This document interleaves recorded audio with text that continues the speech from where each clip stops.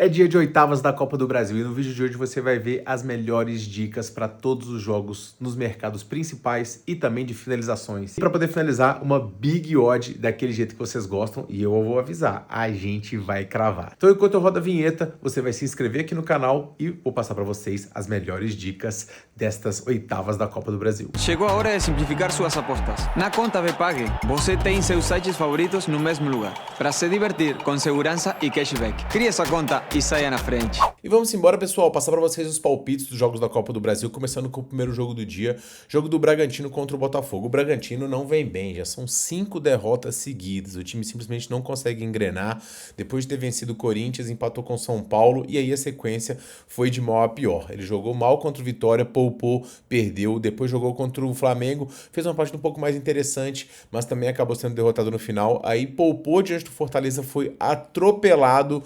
Para esse jogo, né, a poupada, né, diante do Botafogo, né, ainda tomou 2-0 e no último final de semana poupou de hoje diante do Galo e perdeu. Esse jogo diante do Galo o time teve um expulso, então isso aí acabou prejudicando bastante as estatísticas. O grande problema do Bragantino tem sido os desfalques, né? São simplesmente aqui 10 desfalques para o jogo de hoje. Guzmán Rodrigues, Eduardo, os zagueiros Juninho Capixaba, Guilherme Lopes, Augustinho Santana e André Hurtado, laterais, Matheus Fernandes, meio-campista, Mosqueira, atacante, Fernando atacante e também o Vinicinho. O Vinicinho é um jogador que eu gosto bastante, então o Bragantino está com muitos problemas. A única boa notícia que tem o time hoje é a volta do John, o meia importante aí que vai fazer e vem fazendo boas partidas. À frente vai ter Nátila Quintana, Lucas Barbosa, bom jogador também, e o Eduardo Sacha para poder tentar surpreender a equipe do Botafogo. Como eu falei com vocês, o Bragantino vem mal defensivamente, sofrendo muitos gols.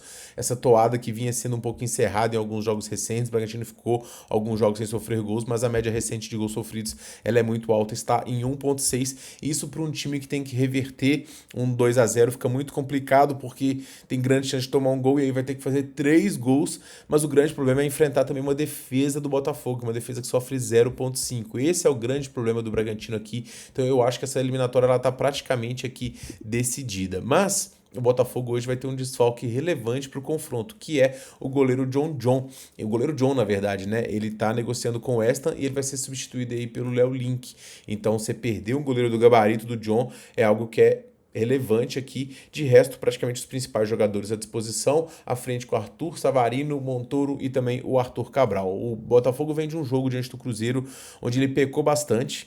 Mais do que perder, eu não vi muita capacidade de reação dessa equipe, capacidade de criação. O time ficou muito dependente do Arthur Cabral, que é um centroavante um pouco mais pesado, um pouco mais fixo aqui, e eu senti o Botafogo um pouquinho desgastado, meio por conta da sequência de jogos. Como eu falei, o Botafogo depois do segundo tempo ele deu um início de pressão, depois com uns bons 20 minutos sem conseguir produzir nada, tanto é que o Cruzeiro fez 5 escanteios primeiro e o Botafogo não conseguiu finalizar tanto. Hoje, a postura do time deve até ter um pouco mais defensiva, tentando explorar os contra-ataques, mas se defendendo bem, como é o padrão, cedendo chances, inclusive como foi no Mundial, diante do próprio Atlético de Madrid, que conseguiu finalizar bastante, né?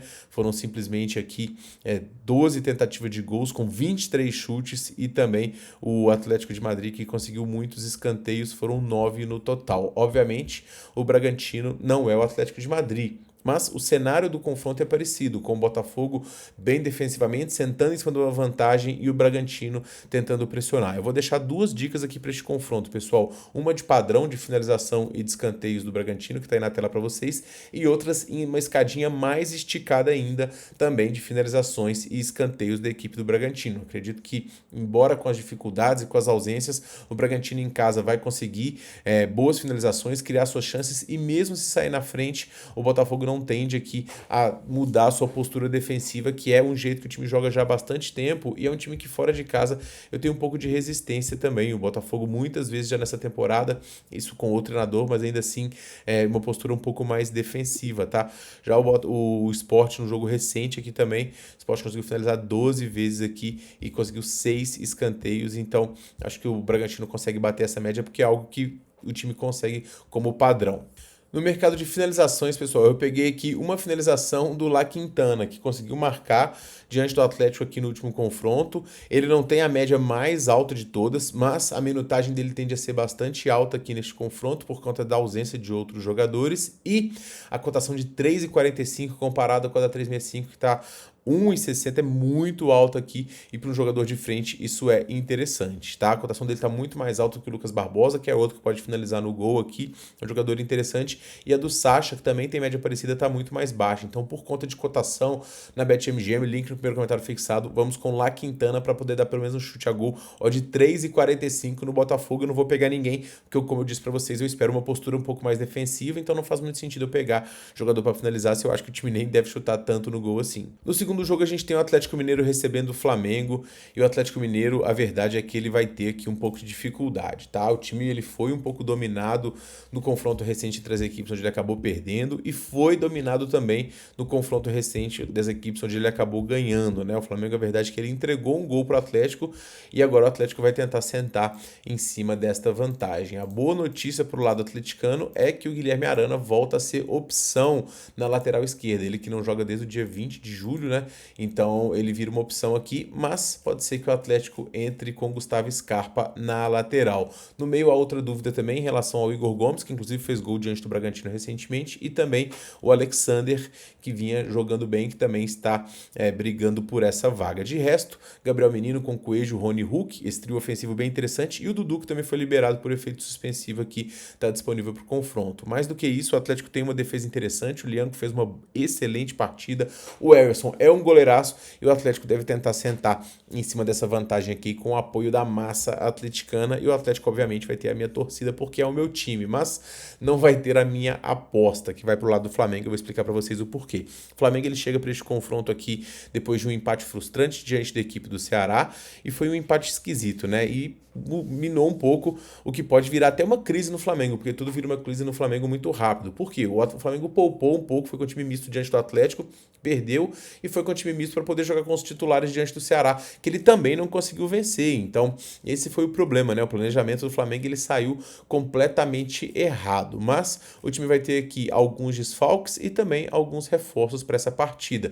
2 desfalques importantes, Luiz Araújo e Bruno Henrique, 2 jogadores que vinham jogando muito bem. Luiz Araújo finalizando bastante, Bruno Henrique também, um cara com velocidade, que quebra linhas, mas o Samuel Lino, que fez em poucos minutos uma partidaça diante do Atlético, deu muito trabalho, deve ser que jogue. O Cebolinha também volta a ser relacionado, mas um ponto positivo é o provável volta do Ayrton Lucas na lateral esquerda. O Flamengo vinha sem os 2 laterais, o Alexandre estava ganhando ritmo ainda, e o Ayrton Lucas também estava fora. Então o Flamengo estava com problemas nesse setor, e isso pode ser que seja um diferencial aí para esta partida. Na direita, o Varejão também pode voltar, ou o Royal ganhar sequência. No meio campo, Jorginho, Arrascaeta, além do Gonçalo Plata, Samuel Lino e provavelmente o Pedro. Então o Flamengo vem aqui para poder comandar as ações e tentar reverter essa vantagem, mas certamente vai ser um jogo muito brigado, de poucas alternativas, mas o Flamengo tecnicamente melhor para mim, é um pouquinho favorito. Eu vi na 365 uma cotação de 1,55, Flamengo empate anula. Eu vou recomendar para vocês porque eu acho ela interessante em quais sentidos, né? Flamengo é um time melhor tecnicamente, um time que se defende muito bem, toma pouquíssimos gols, então a gente está defendido aqui em caso dos gols do Flamengo. O Atlético tem tido dificuldades no lado ofensivo em termos de gols marcados. Em casa tem um histórico muito positivo aqui, mas o Flamengo fora de casa também não perde para praticamente ninguém, e não perde por margem larga, então se fizer um gol a gente está defendido. O empate no final do jogo, o Atlético está sentando em cima da vantagem, e até mesmo, né, se estiver perdendo por 1-0 aqui, eu acho que o Atlético vai, às vezes, eventualmente levar para os pênaltis, confiar no Everson aqui, então a gente tá muito bem defendido nesse empate na minha visão. Para mim, uma das melhores dicas que eu tô enviando para vocês aqui é esse Flamengo DNB, e torcer pro empate aí, porque aí o Galo passa, e minha dica é reembolsada, né? Ou então o Galo passa nos pênaltis, que aí eu ganho a bet e ganho com o coração também. No mercado de finalizações, eu vou pegar um jogador do Atlético e um jogador do Flamengo. No lado do Atlético, pessoal, eu vou aqui com o Coelho para poder finalizar pelo menos uma vez. Uma odd acima de 2 para um jogador que tem uma média de 1,3 finalizações a gol por partida. Num cenário onde o Galo vai ter o contra-ataque para poder jogar. Ele é um jogador que joga bem nesse cenário, com essa média alta aqui do Coelho, 2,10 para mim, tá muito acima e é valor, tá? Porque o Flamengo mesmo pode fazer gols aqui, pode fazer até 2, o Galo ser obrigado a atacar, e também vai dar espaços para o Atlético, então eu gostei bastante dessa cotação do Coelho aqui. Do lado do Flamengo, a linha do Samuel Lino, ela tá alta, mas um jogador que me chama a atenção aqui é o Gonçalo Plata. A média dele também é bastante interessante, e esses 2 jogos aqui onde ele finalizou são jogos onde ele está jogando, onde ele vai jogar hoje, mais pela direita e não tão centralizado como nos jogos onde ele não finalizou tanto a gol. Então eu gosto da chance do Gonçalo Plata aqui e uma finalização dele, o gol aqui nessa partida é interessante, cotação mais alta do que o Lino, e o Lino ainda tem que se provar um pouquinho mais na minha visão para poder pegar a finalização dele aqui nessa cotação baixa de 1,60, do Gonçalo Plata 1,78, achei interessante aqui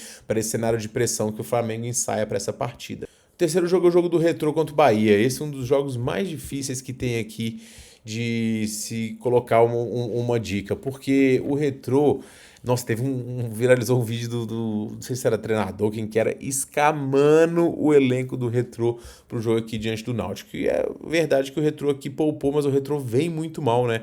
Com o ataque produzindo muito pouco. São vários jogos onde o Retrô sequer consegue fazer gols e ele foi dominado aqui pela equipe do Bahia, que é muito favorito.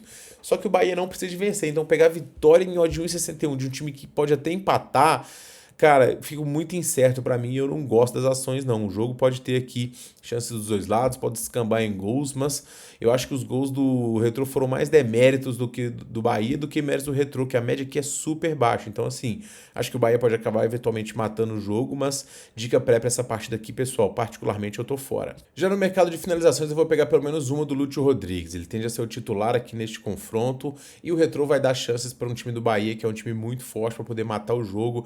Ele já conseguiu aqui 2 gols no jogo de ida aqui, mostra que ele tem espaço diante dessa zaga, e essa cotação tá 1,11 na 365, 1,61 na BetMGM, um desajuste grande aqui. Registre na BetMGM até 250 mil em prêmios, bolão valendo 1 milhão. Então, pessoal, vale bastante a pena. Os desajustes desse mercado de finalizações é muito interessante nessa casa e a gente vai buscar pelo menos um chute a gol aqui do Lúcio. O quarto jogo é o jogo do Atlético Paranaense contra o São Paulo. E o Atlético Paranaense já deve mais uma vez mostrar que o foco está na Série B, onde ele conseguiu entregar mais um jogo aqui. Ele fez um gol aos 80 e tomou quase que aos 90, né?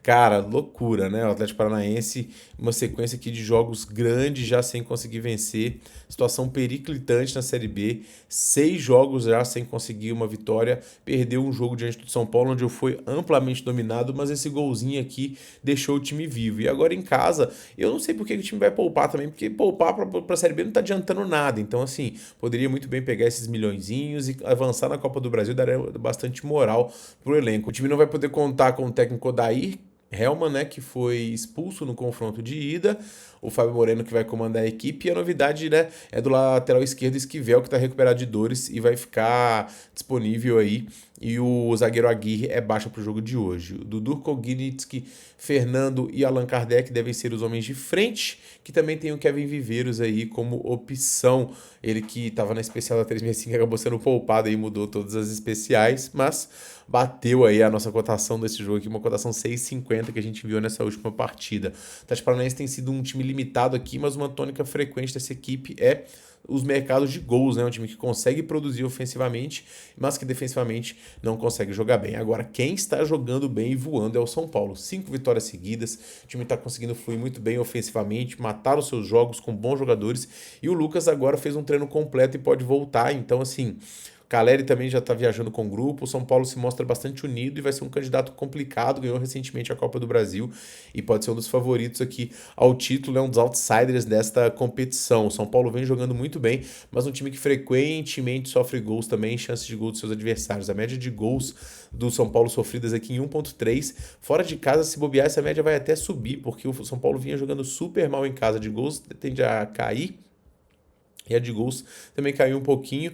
E do Atlético Paranaense aqui no Casa Fora que também não tá tão bem. Mas hoje o time tem que ir para cima, vai se expor diante do São Paulo que faz muitos gols. Então, pessoal, eu vou tentar buscar mais de 1,5 gols aqui. Eu não acho esse jogo com cenário under. O Atlético tem que se expor, o São Paulo não pode ficar nessa vantagem. O maior risco aqui é 1-0 tardio do Cap e o São Paulo não querer ter forças. Mas assim, se o São Paulo fizer, o jogo tende a ficar ainda mais aberto e eu acho que o mercado de gols aqui é o que mais me agrada. Eu não vou comprar empate no do São Paulo, porque é um time que não precisa de vencer fora de casa, eu fico fora desses cenários. E o Cap, que é um time totalmente que é fora de confiabilidade também. Então eu vou pro mercado de gols aqui. Acho que a gente tá bem embasado, média altíssima de gols aqui de mais de 1,5 e são boas as chances, e vou tentar buscar aqui no bilhetão do final do vídeo aquele estouro aí de super odds de finalizações e cantos na equipe do Atlético Paranaense, tá? Pessoal, o mercado de finalizações, vou na 365, tá? Com uma finalização, pelo menos, no gol do Zapelli. Ele tá com uma média boa aqui nos últimos jogos recentes, minutagem alta, e ele pode ser substituído pelo Juliano, que embora não tenha finalizado aqui nos últimos 4 jogos, ele jogou 1 minuto, então ele jogou 7. No outro ele jogou 43, no outro 83. O jogo de volta, do jogo de ida diante do São Paulo foi um deles. Mas antes disso ele tinha uma média aqui mais interessante, ó. Então a gente pegando esses dois jogadores nesse cenário de pressão do Atlético Paranaense, pelo menos um deles pode chutar a gol aqui. Eu acho interessante esse mercado para essa partida. Palmeiras e Corinthians fazem o confronto mais tenso dessa oitavas de final. Palmeiras, eu vou falar a verdade, eu tô com uma birra do Palmeiras enorme. Mas eu gosto do Palmeiras, mas eu tô com uma birra, sabe? E funcionou a pressãozinha do Abel, né? Porque aquele pênalti pro Palmeiras mandrake que só. Mas agora, Daronco apitando aí e as últimas eliminações do São Paulo, do Palmeiras na Copa do Brasil foram apitadas por ele. Mas ao mesmo tempo, o Corinthians não ganha do Palmeiras com o Daronco apitando. Então, assim, ficou ruim para os dois. O Palmeiras vem de um jogo aqui onde ele poupou diante do Vitória, e ele tomou 2-0 e acabou conseguindo se recuperar, e agora vai tentar pressionar dentro de casa a equipe do Corinthians. O Palmeiras vai ter aqui as suas maiores fichas no Ramon Sosa, que fez estreia interessante aqui e vai ser um bom jogador de frente. Ponto negativo tá por conta da defesa do Palmeiras, que segue com alguns desfalques. O Palmeiras segue sofrendo gols na imensa maioria das partidas por conta de um setor defensivo que não vem tão forte assim. Ofensivamente, o Palmeiras tem opções, mas também ninguém se firma lá, né? Porque hora tem substituição rolando o tempo todo. Então, o time vai ter aí Facundo Torres, Ramon Sosa e Vitor Roque. Com Maurício, esse sim vem jogando muito bem, mas o Palmeiras vem aqui com alguns confrontos onde nenhum deles ele venceu por mais de um gol. Então, assim, a tendência é que a gente possa ter pênaltis aqui nesse confronto, tá? O Corinthians, por sua vez, se recuperou recentemente depois de alguns jogos ruins. Ele empatou com o Cruzeiro, segurou um dos líderes do campeonato, segurou o Botafogo num confronto muito digno, com o segundo tempo muito bom, ganhou do Palmeiras fazendo uma partida interessante, e o grande ponto é, o Corinthians vindo com os titulares, esse time do Corinthians ele fica bem forte. Hoje teve aí discussão no treino, né, do Memphis com o Félix, mas assim, tá todo mundo com muita vontade, né?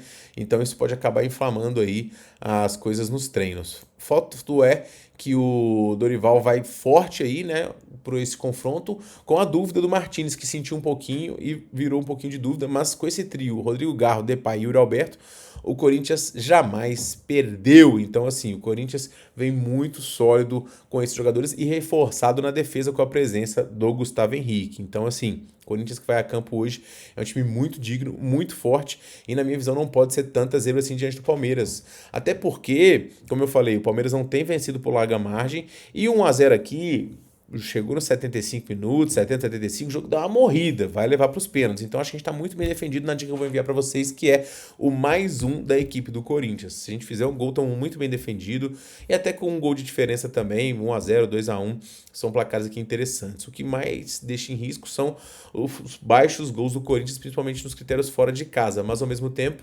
muitos desses jogos contaram aí com a ausência de jogadores importantes do Corinthians que estão de volta para este confronto. E no caso fora aqui recente, né?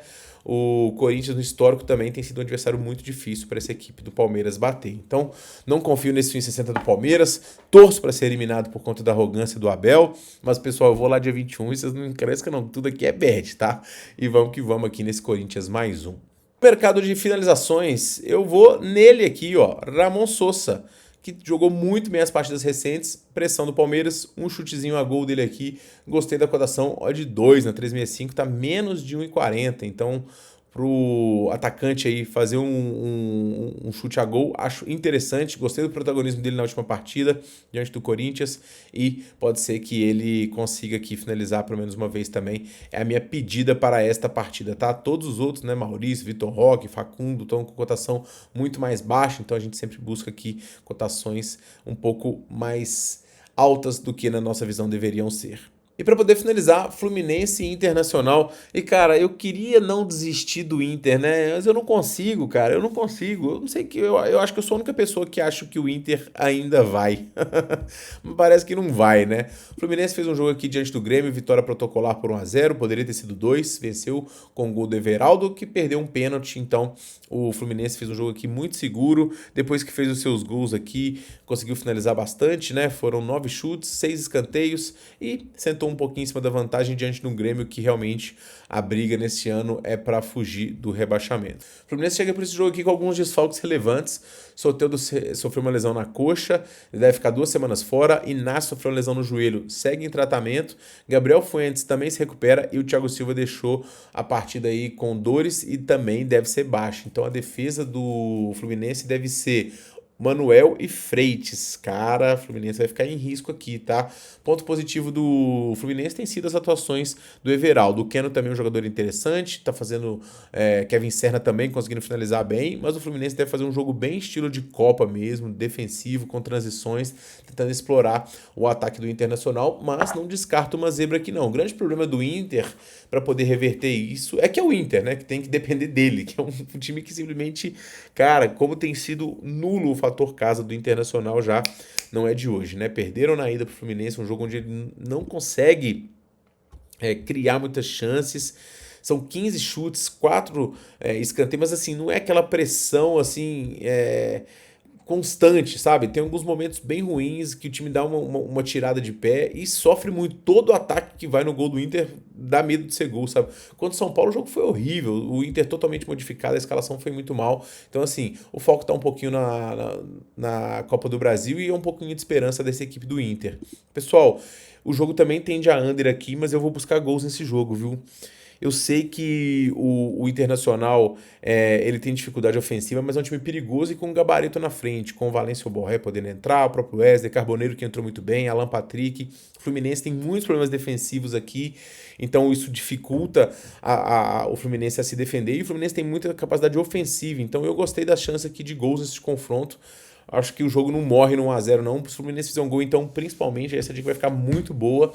Contando com o gol do Fluminense, o maior risco é um golzinho no final do Inter e o jogo acabar indo para os pênaltis, que é sempre o risco, né, nesses jogos de vantagem. Mas vou buscar o mais de 1.5 aqui. E tô confiante aí, eventualmente, né, numa remontada do Internacional para poder gabaritar os meus classificados, né, que eram Botafogo, Flamengo, Bahia, São Paulo, Corinthians, eu fui diante do Palmeiras, Internacional e amanhã fui de Vasco e também de Cruzeirão Cabuloso, tá? Então, vamos buscar o mais de 1.5 neste confronto aqui e passar para vocês 2 dicas do mercado de finalizações. Na verdade, uma só. Mercado de finalizações, pessoal, vou buscar mais uma finalização dele aqui, ó, que eu já busquei 1, 2, 3 e agora vamos de novo. Carboneiro tem aqui uma média alta de finalizações, jogou só de 26 minutos diante do São Paulo, entrou no finalzinho, mas quando ele começa jogando, ele consegue finalizar bastante. O cenário é de pressão do Internacional. Então ele, para poder estar pelo menos uma vez no gol aqui, cotação está 2,45 na BetMGM, 1,70 na 365, discrepância muito grande aqui também, tá?